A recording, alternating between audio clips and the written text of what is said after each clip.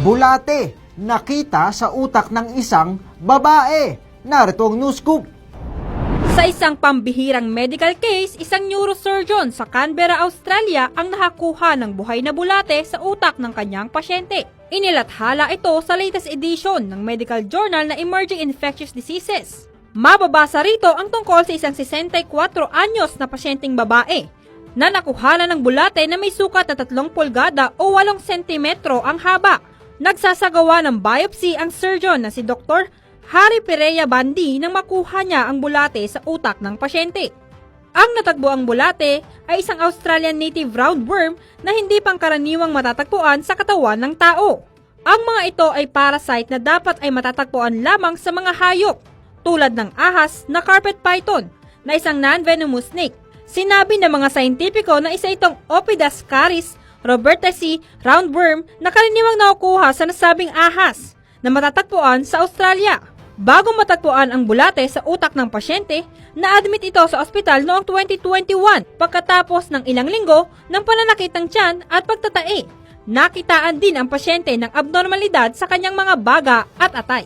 Pagkalipas ng ilang buwan, ang kanyang mga sintomas ay lumala. Pagkalipas ng ilang buwan, ang kanyang mga sintomas ay lumalala ng pagkamalimutin at depresyon. Inirekomenda ng mga doktor nito na sumailalim ang pasyente sa brain biopsy matapos makitaan ng umbok sa frontal part ng utak nito.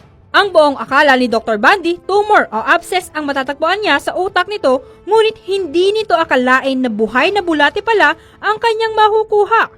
Pagkatapos ng surgery, pinauwi na ang pasyente at niresetahan ito ng antiparasitic drugs. Ayon sa article, napag-alaman na nakatira ang pasyente malapit sa isang lugar kung saan maraming carpet python. Madalas din itong mamitas ng gulay sa lugar kung saan namamahayan ang mga ahas. Habang wala siyang direct contact sa mga carpet python, pinaniniwalaan ng mga doktor na kontaminado ng itlog ang nasabing bulate, ang mga pinitas nitong prutas o gulay sa lugar. Sa kasalukuyan, maayos na ang kalagayan ng pasyente at nawala na ang mga sintomas na dati niyang nararanasan.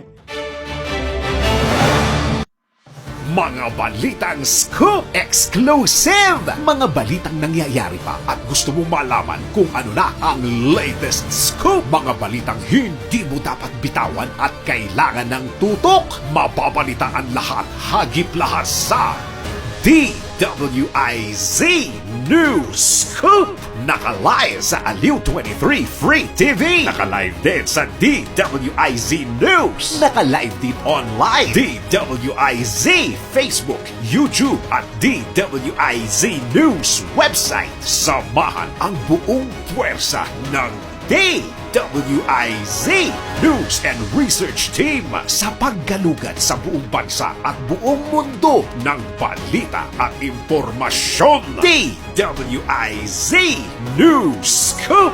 Maki-scoop 4 p.m. Monday to Friday kasama si Dennis Antenor Jr. DWIZ News Scoop! Bahagi pa rin ng inaabangan tuwing hapon sa DWIZ News Hapon Highlights. Nagbabalita ng tama, naglilingkod ng tama.